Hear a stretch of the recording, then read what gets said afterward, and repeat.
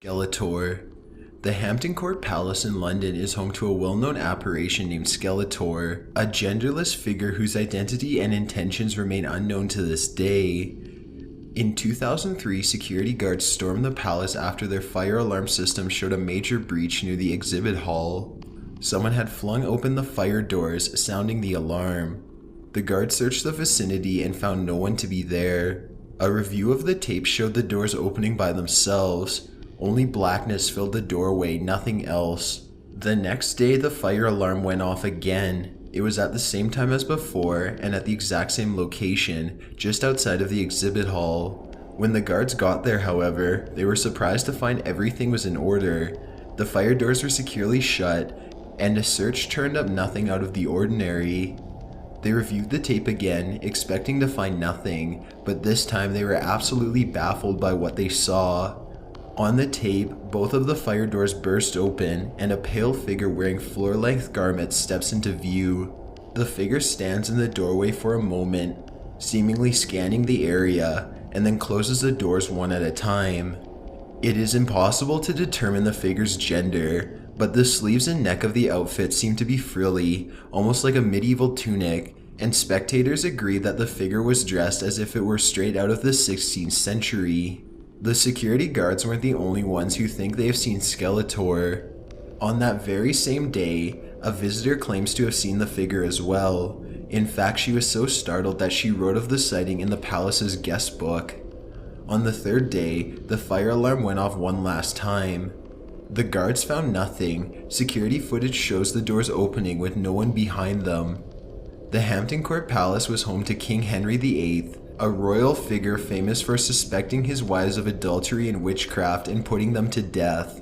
Could this ghostly sighting be a past wife of Henry's who could have never let go of her earthly ties? Or was it one of the other tens of thousands of people who died under the king's reign? No one knows for sure, and no one has ever seen Skeletor since. Number 6. Scared Shipless. The USS Hornet is an aircraft carrier that was active from World War II all the way to 1970. Although it has since been converted into a floating maritime museum, that's not enough to negate its dark and sinister past. The Hornet saw extraordinary heavy combat in World War II when the Japanese planes strafed them without mercy at the Midway Islands, bombing them with such an intensity that the crew had to load piping hot ammunition with their bare hands just to keep up with the frantic pace. Below deck, the USS Hornet ran on steam that made the control room over 125 degrees at times. More than one crewman died of heat stroke, or even died from fatal burns after a steam pipe would rupture and melt their skin. Conditions were so bad that suicides were not uncommon from the stress alone. All in all, it is estimated that 300 lives were lost aboard this vessel, and it is legendarily haunted as a result. In 2009, a Coast Guard unit was repainting the USS Hornet's interior. When their paint ran low, one of them ran to find a person who was in charge of distributing more. Alone now, he wandered into a side passage until he saw a fellow Coast Guard about 25 feet ahead. He called out to the man, but instead of turning around, the man completely ignored him and turned a corner. When the Coast Guardsman followed, he found the entrance chained off and the room completely empty. This is one of the many stories of the quote-unquote dress white's ghost, a sailor who wears his bright white uniform with a vacant look. Some claim he was the captain, but his real identity and fate have never been discovered. On a different day around the same time as the first sighting, two tourists wandered into a section that was clearly off limits. While walking through the debris in abandoned rooms, they saw a uniformed officer walking towards them. They began to profusely apologize for trespassing, but the officer walked by them without making eye contact, instead turning into another room. When they followed him for directions, the room was empty. Number 5. Owner of a broken heart. Sonny Graham was a Georgia man who desperately needed a new heart.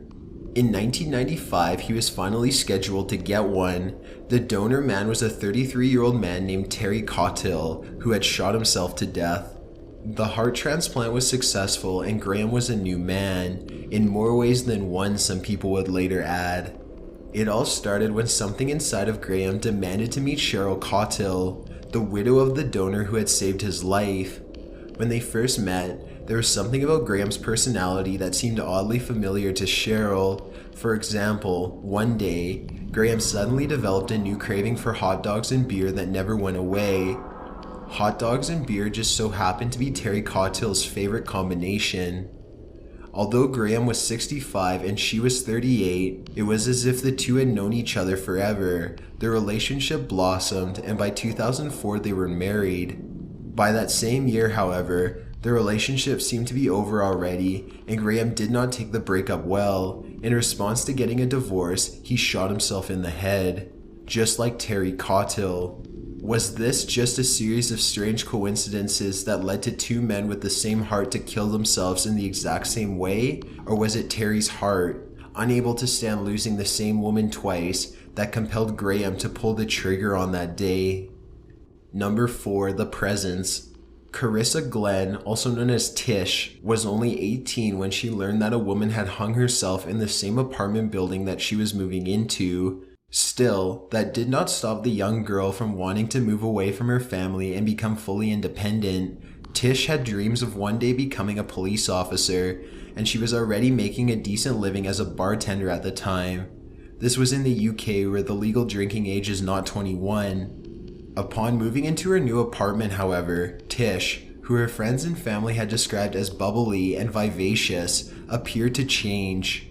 Tish began regularly calling her mother to describe a strange quote-unquote presence in her small apartment room, especially at night. She began having vivid dreams about the woman who had killed herself that left her scared and panicking. During the final week before tragedy struck, Tish called her mother no less than 3 separate times to complain of a dreadful feeling that would not go away no matter what she tried to do.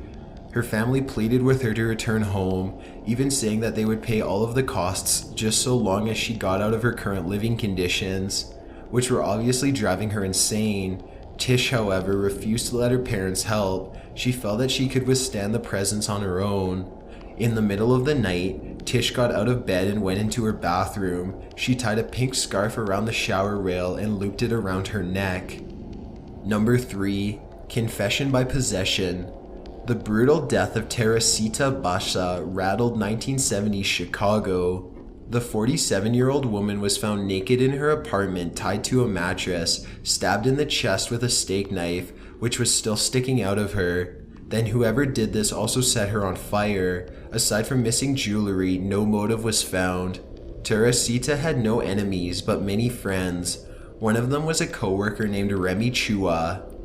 Remy was heartbroken over her friend's death, and one day told Teresita's spirit that she would be okay with her friend visiting and explaining what happened. Shortly thereafter, Remy began seeing a man's face wherever she went. She knew it was Teresita's murderer. The visions became more and more intense as they revealed more facts and information to her until she could finally channel her friend at will. When Remy claimed to be possessed by her friend, her husband and a medical doctor were so convinced that he made her tell the police. She filed a police report explaining that a man named Alan Showery had killed Teresita and stolen jewelry after entering her house to fix a television set. The police were most likely unaware that this lead was the result of a spiritual confession, or else they probably would have thrown it out. Still, when they went to speak with Alan Showery, they saw his wife and cousin both wearing Teresita's jewelry. This was enough to get Alan to confess to the grisly murder sometime later. While there are many mysteries surrounding this case, one thing is for sure: if the paranormal world is real, then Teresita's spirit has been finally laid to rest. Number 2, The Devil Visits Germany. Anneliese Michel was a young German woman who inspired the film The Exorcism of Emily Rose. When Anneliese refused to go near a picture of Jesus, saw demonic faces everywhere, and began to smell like death, the local population was sure that she was possessed.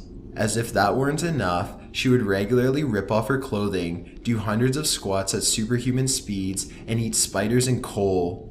On one occasion, she crawled under a table and growled for 2 days straight, and on another she bit the head off of a dead bird.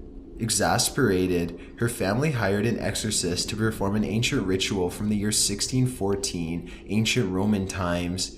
He repeated the rites 67 times over her body, sometimes for up to 4 hours at a time. The sessions were recorded for evidence. Annalise would identify herself as different figures such as Biblical Cain, the evil Roman Emperor Nero, Hitler, and even Lucifer himself. Sometimes the evil figures would even argue with themselves, using her body as a mouthpiece.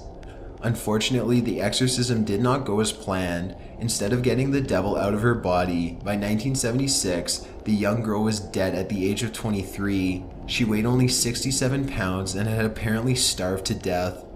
Her parents say that she refused to eat in order to atone for the sins of others, but others believe that her body could not survive the hellish possession and perished. Her parents and the priest were all found guilty of negligent manslaughter and spent 6 months in prison. If this infamous case is to be believed, then this is the first time Satan's voice has ever been recorded.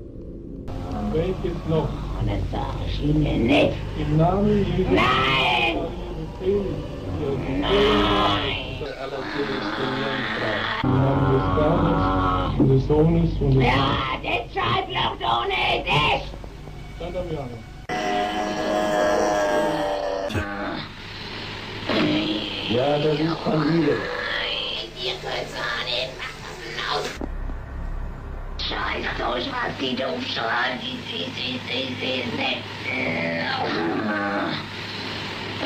Nein. Sie Drecksau, sie verflucht.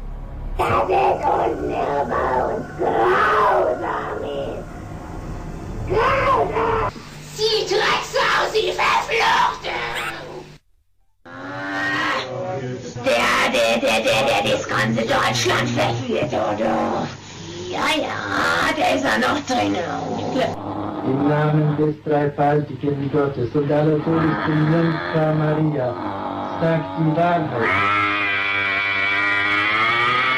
Number 1. Death at the Cecil Hotel.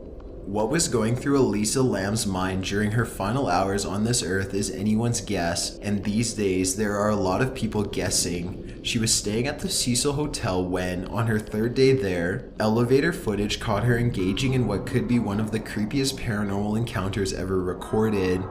Elisa enters the elevator normally at first, only to begin nearly hitting every button on the left side. She quickly glances down the hall both ways as if she was being trailed by something, hugs the corner, and checks again.